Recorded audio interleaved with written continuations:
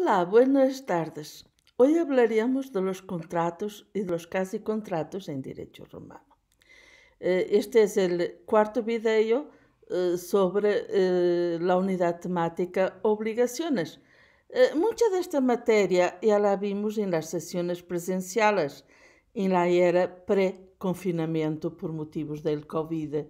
Pero es sempre bueno hacer una revisión de matéria dada, de conceptos, e por esta razão, dado que se trata de uma revisão rápida, abordaremos de forma sumária cada um de estes rubros. Vamos entonces a hablar del contrato, su definición y también de su clasificación, y después hablaremos de los casi contratos.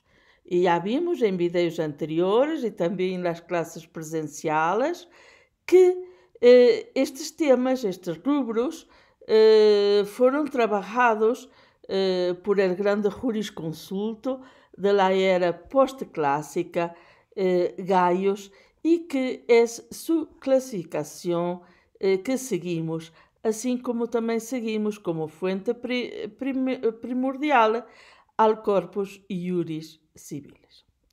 ¿Cómo podemos entonces definir contrato?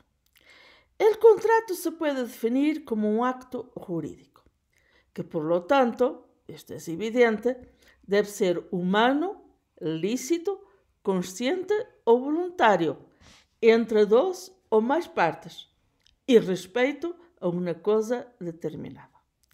Asimismo, hay que tener en cuenta que el contrato genera obligaciones entre esas partes, siendo por consiguiente bilateral o multilateral. El contrato tiene en derecho romano diversos elementos. Estos elementos son, y los podemos sumariar, 1. La capacidad, 2. El consentimiento, 3. La causa, 4. La forma y 5. El objeto. Veamos entonces uno a uno estos elementos de los contratos. En primer lugar, la capacidad. Que lo que se contrata tenga capacidad de goce y capacidad de ejercicio. En pocas palabras, que sea utilizable. 2. Consentimiento. El consentimiento es el punto de concurrencia entre las partes. Previene una aceptación entre lo que se quiere y se da a cambio. 3. La causa. En lo que respecta a los contratos onerosos, se entiende como lo que se entrega en promesa o cambio, mientras que en los de pura beneficencia, la mera liberalidad del bienhechor. 4. La forma. La forma se refiere a la formalidad que requiere la acción para poder resultar válida. 5. El objeto. En sí, el objeto es sobre lo que recae el contrato. Tiene que ser determinado o determinable, y es propiamente lo que una parte desea y está dispuesta a pagarle a la otra. Los contratos han sido clasificados. De hecho, existen diversos tipos de clasificación. Vamos a hablar de algunas categorías taxonómicas que son las más usuales. En primer lugar, de la clasificación de los contratos en unilaterales y bilaterales. En ambos se da un acuerdo de voluntades entre dos partes.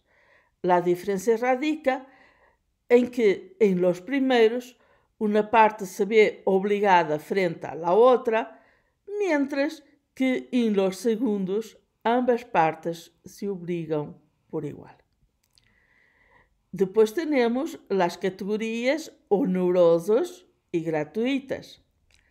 Los contratos onerosos generan gravámenes y beneficios recíprocos, donde hay un beneficio equivalente para cada miembro en la relación, o sea, al interior del vínculo iuris.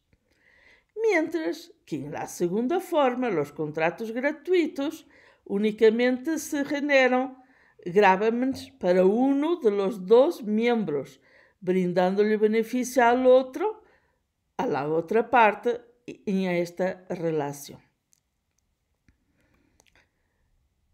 Quanto a los contratos cumulativos y aleatorios, hay que observar que el primero, o sea, los cumulativos, son aquellos en que las prestaciones se generan con inmediatez, mientras que los segundos se basan en una expectativa o esperanza de derecho, como, por ejemplo, cuando se compra una cosecha, hay incertidumbre entre si se obtendrá la ganancia que se espera o cuando se realiza una apuesta.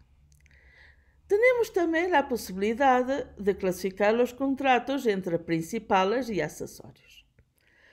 Los principales son los que dependen de sí mismos para existir, mientras que los accesorios dependen del principal y corren con su misma suerte. También se le llama a estos últimos de garantía.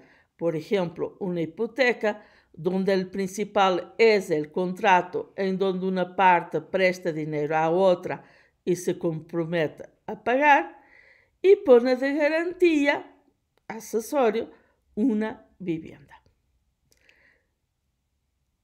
Continuando con esta clasificación de los contratos, pasamos entonces a la división, a la clasificación de los contratos en instantáneos y de tracto sucesivo. Los instantáneos se cumplen en el acto, tal como el término lo indica. Y una vez realizados, muere la relación jurídica, el vínculo jurídico. Mientras que los de tracto sucesivo, o sea, los segundos, se cumplen en varias sucesiones. Esto, como es evidente, tras previo pacto o a conveniencia de las partes.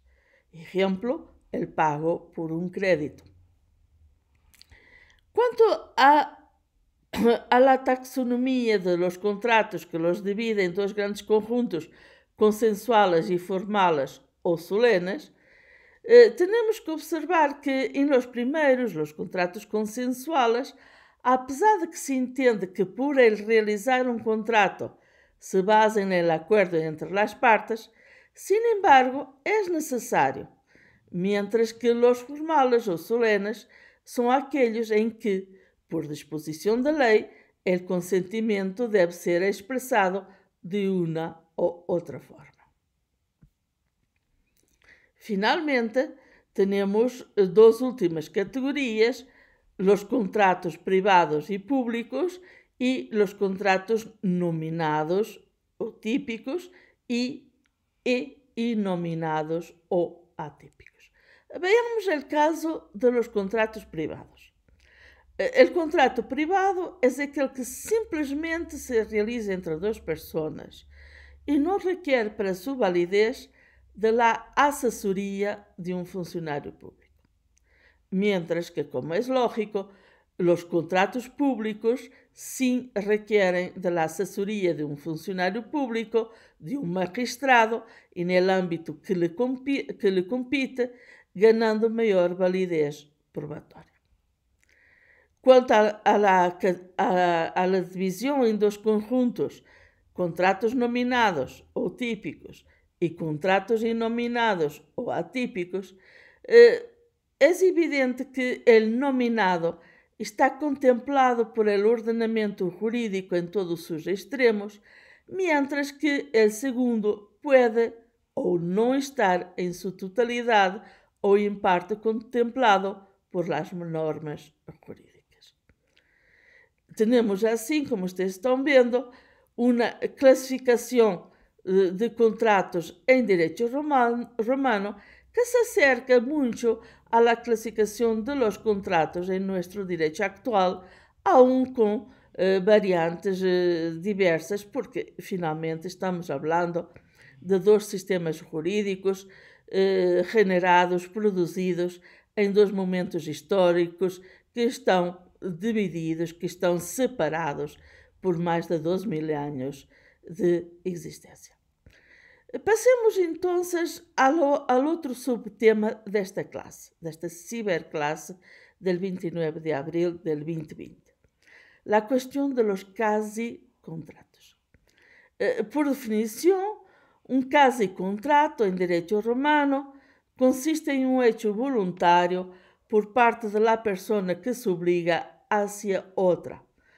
Es entonces de carácter lícito y genera obligaciones, tal como nos decía el jurisconsulto Gaius, y esta definición es retomada también en el Corpus Iuris Civilis. Los hechos lícitos y voluntarios a que se refieren la definición de quasi-contrato son aquellos que producen también, sin necesidad de convención, derechos y obligaciones civiles en cuanto aprovechan o perjudican a terceras personas. Los quasi-contratos constituyen así, aunque en nuestros códigos actuales se los citen con diferente nombre, en esencia lo que a continuación se indica y que voy a referir. En primer lugar, por ejemplo, la aceptación de herencia o legado. En este caso, únicamente una de las partes se obliga, entregando la herencia o legado a otra. La obligación de la otra parte es únicamente recibir. 2. El pago de lo no debido. Este concepto tiende más al de donación que otra cosa, o sea, cuando una parte se obliga a sí misma a regalarle, entre comillas, algo a otra. 3. La agencia oficiosa. En este caso, tal como es consecuente con el concepto de la gestión de negocios, en que una parte se obliga a administrar y generar riqueza a partir de los bienes de otros. Y finalmente, en 4, la comunidad, cuando entre varios se administra alguna cosa que beneficiará al núcleo social que corresponde. Lo anterior se encuentra contemplado en diversas disposiciones, donde se dice, entre otras cosas, que los actos lícitos, siempre que afecten a terceras personas, generan obligaciones. Entre ellas, se puede citar entonces, como ya lo vimos nesta ciberclase, la gestión de negocios, la administración de una cosa común, la tutela voluntaria y el pago de lo no individuo. La denominación de quasi-contrato, así explicada,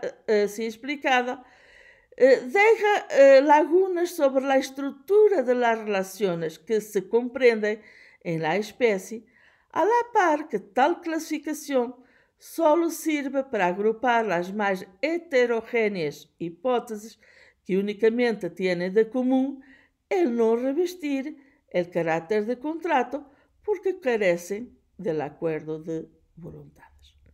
Por ello, llegar a un concepto definido del quasi-contrato es tarea que presenta algunas dificultades, dada la variedad de tipos que puede incluirse dentro de ello.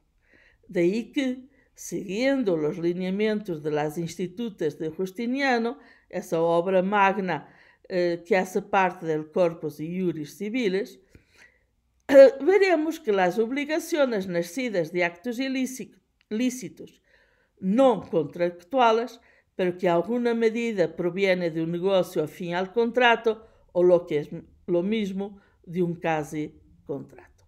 Y por hoy terminamos aquí este video.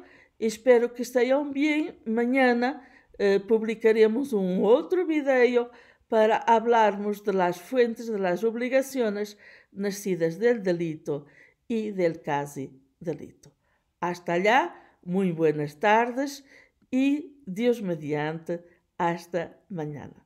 Es un placer estar con ustedes, aunque sea por esta vía remota, y como ustedes saben, ya se lo envié al chat, acaba de salir un nuevo oficio de rectoría diciéndonos que estaremos trabajando de esta manera por lo menos hasta el día 31 de mayo del 2020. Buenas tardes de nuevo y muchas gracias.